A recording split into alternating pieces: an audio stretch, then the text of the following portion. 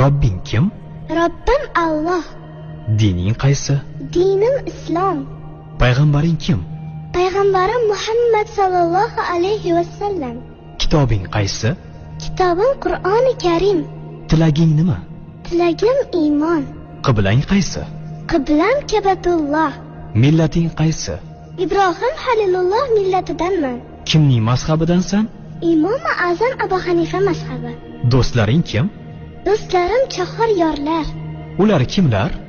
Abu Bakr Siddiq, Hazrati Umar, Hazrati Usmon, Hazrati Alidir.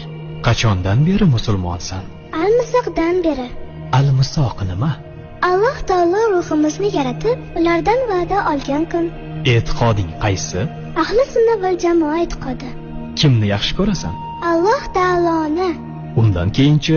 Payg'ambarimiz Muhammad alayhissalomni. Undan keyinchi?